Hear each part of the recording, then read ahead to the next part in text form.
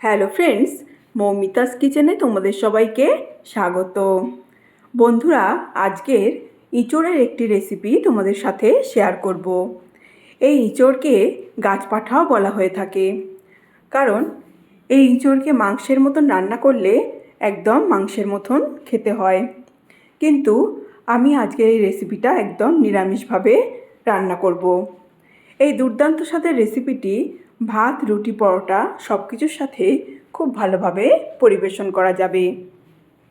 তো চলো বন্ধুরা, রেসিপিটা আরম্ভ করি, আর ভিডিওটা তোমরা স্কিপ না করে শেষ পর্যন্ত দেখতে থাকো। ইঁচড়ের রেসিপিটি বানানোর জন্য এখানে নিয়ে নিয়েছি 750 গ্রাম ওজনের ইঁচড়। ইঁচড়ের খোসা আর ওয়েস্টের জিনিসগুলো বাদ দিয়ে মূল অংশটা মিডিয়াম টুকরো করে কেটে নিয়েছি। ইঁচড়ের মধ্যে যে সরু সরু ফিতের মতন অংশগুলো থাকে সেগুলো বাদ দিয়ে দিয়েছি, নাহলে সেগুলো পেট ব্যথার কারণ হতে পারে। প্রথমে ইঁচড়টা সিদ্ধ করে নেব। তার জন্যে 1 গ্লাস জল প্রেসার কুকারের মধ্যে নিয়ে নিলাম। এখন এর মধ্যে দিয়ে দেবো 1/2 চামচ পরিমাণ নুন আর 1/4 চামচ পরিমাণ হলুদ গুঁড়ো। হলুদ গুঁড়ো দিয়ে ইঁচড়টা সিদ্ধ করলে রান্না করার পরে ইঁচড়ের সাদা সাদা ভাবটা থাকে না। আর এর মধ্যে দিয়ে দেবো 1 টেবিল চামচ পরিমাণ সর্ষের তেল। তেলটা দিলে ইঁচড় থেকে যে আঠা আঠা ভাবটা বেরোয় সেটা প্রেসার কুকারের গায়ে লেগে থাকবে না। এখন মিডিয়াম টু হাই ফ্লেম করে একটা সিটি দিয়ে নামিয়ে ফেলবো। সিটি পড়তে পড়তে এই রেসিপির জন্য একটা মশলার পেস্ট রেডি করে নেব। নিয়ে নিয়েছি একটা বাউলের মধ্যে নিয়ে নেব 1/2 চামচ পরিমাণ হলুদ গুঁড়ো, 1/2 চামচ পরিমাণ জিরে গুঁড়ো, 1/2 চামচ পরিমাণ ধনিয়া গুঁড়ো আর 1/2 চামচ পরিমাণ লঙ্কার গুঁড়ো। এখন অল্প একটু জল দিয়ে খুব ভালোভাবে মশলাগুলো মিশিয়ে পেস্টটা রেডি করে রেখে দেব। একটা সিটি পড়ে গেছে। এখন প্রেসার কুকারটা নামিয়ে 10 মিনিট স্ট্যান্ডিং টাইমে রেখে দেব। 10 মিনিট পরে প্রেসারের ঢাকনা খুলে দেব। ইঁচড়টা খুব ভালোভাবে সিদ্ধ হয়ে গেছে। ইঁচড় একটা পাত্রের মধ্যে ঢেলে নিয়েছি। দেখো, ইঁচড়গুলো খুব বেশি নরমও হয়ে যায়নি, আবার খুব বেশি শক্তও নেই। হালকা ক্রাঞ্চি ক্রাঞ্চি ভাব রয়েছে। হালকা ক্রাঞ্চি ভাব থাকলে রান্না হওয়ার সময় মশলাগুলো ভালোভাবে ইঁচড়ের মধ্যে ঢুকতে পারবে। এই রেসিপিতে দিয়ে দেবো একটি মিডিয়াম সাইজের আলুটা খুব ভালোভাবে খোসা ছাড়িয়ে নিয়ে মিডিয়াম সাইজ করে ডুমো ডুমো করে কেটে নিয়েছি। গ্যাস ওভেন জ্বালিয়ে কড়াই বসিয়ে দিয়েছি। কড়াইতে দিয়ে দিলাম 5 টেবিল চামচ পরিমাণ সর্ষের তেল। এই সময় গ্যাসের ফ্লেম মিডিয়াম করে দিতে হবে। মিডিয়াম ফ্লেমে তেলটা একটু ভালোভাবে গরম হলে এরপর এতে দিয়ে দেবো সব ফোড়নগুলো। ফোড়নের মধ্যে দিয়ে দিলাম 1/2 চামচ পরিমাণ গোটা জিরা, 2টো তেজপাতা, 2টো শুকনো লঙ্কা, আর দিয়ে দেবো 1 ইঞ্চি পরিমাণ দারচিনির টুকরো, 4টে ফাটানো ছোটো এলাচ আর 6টা লবঙ্গ। 10-15 সেকেন্ড ফোড়নটা খুব ভালোভাবে একটু ভাজা হলে এর থেকে খুব সুন্দর একটা গন্ধ বেরোলে এতে দিয়ে দেবো 1/4 চামচ পরিমাণ হিঙের গুঁড়ো। হিঙের গুঁড়োটা দিয়েও অল্প ভেজে নিতে হবে। ফোড়নটা খুব ভালোভাবে ভাজা হলে এরপর এতে দিয়ে দেবো কেটে রাখা আলুগুলো মিডিয়াম ফ্লেমে হালকা লাল করে ভেজে নিতে হবে। আলু ভাজতে ভাজতে এই রেসিপির জন্য একটা পেস্ট রেডি করে নেব। নিয়ে নিয়েছি একটা মিক্সার জার। এখন এর মধ্যে নিয়ে নেব 1/2 ইঞ্চি পরিমাণ 3টে আদার টুকরো, 4টে কাঁচা পাকা লঙ্কা আর একটি মিডিয়াম সাইজের টুকরো করে রাখা টমেটো। এখন অল্প জল দিয়ে পেস্ট করে নেব। আলুগুলো লাল করে ভাজা হয়ে গেছে। এখন এতে দিয়ে দেবো টমেটো, আদা আর কাঁচা লঙ্কার করে রাখা পেস্টটা। এছাড়াও দিয়ে দেবো আগে গুলে রাখা মশলার পেস্টটা।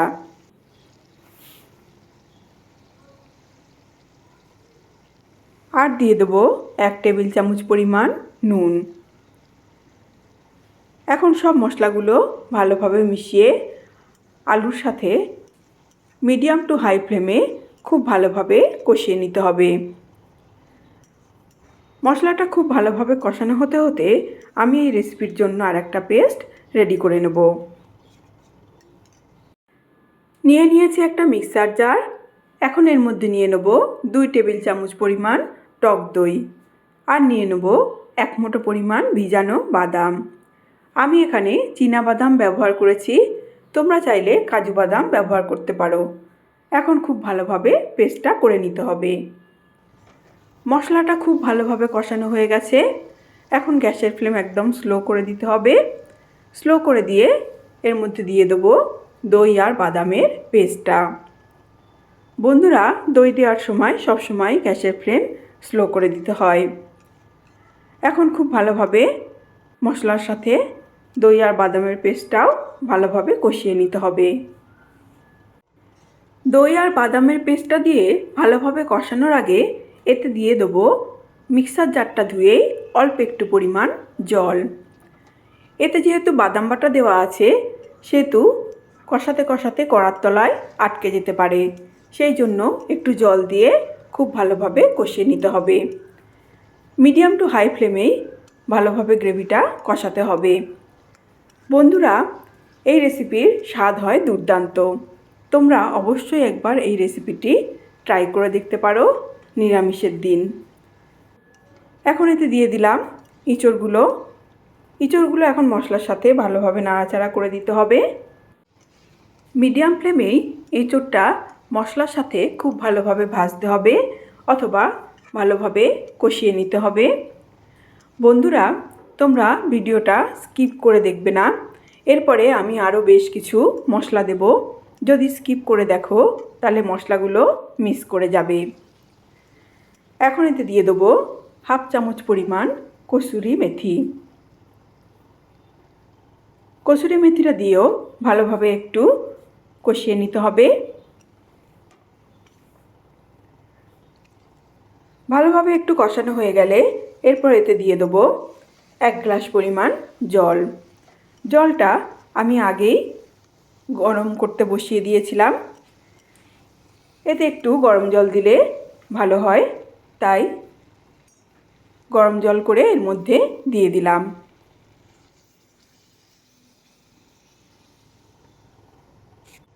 রেসিপিতে যাতে তাড়াতাড়ি ফুট ধরে যায় সেই জন্য গ্যাসের ফ্লেম হাই করে দিয়েছি, আর মশলা মাখা ইঁচড়টা জলের সাথে খুব ভালোভাবে মিশিয়ে দিয়েছি।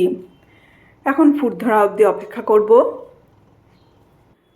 রেসিপিতে ফুট ধরে গেছে।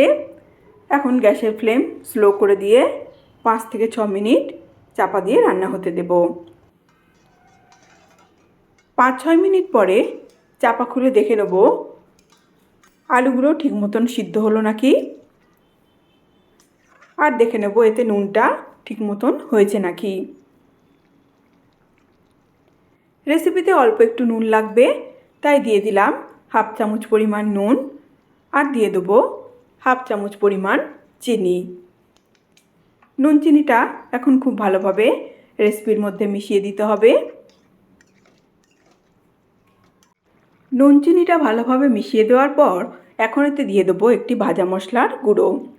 আমি 2 টেবিল চামচ পরিমাণ গোটা জিরা আর একটা শুকনো লঙ্কা কড়াইয়ের শুকনো খোলায় ভেজে গুঁড়ো করে নিয়ে তার থেকেই প্রায় 1 চামচের মতন গুঁড়ো মশলা এর মধ্যে দিয়ে দিলাম, আর দিয়ে দিলাম 1/4 চামচ পরিমাণ গরম মশলা গুঁড়ো আর 1/2 চামচ পরিমাণ ঘি।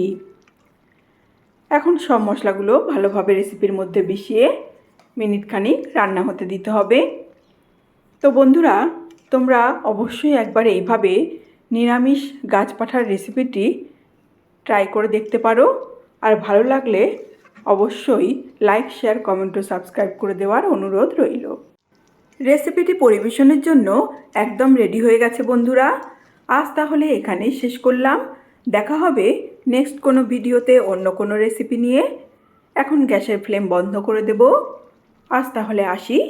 নমস্কার।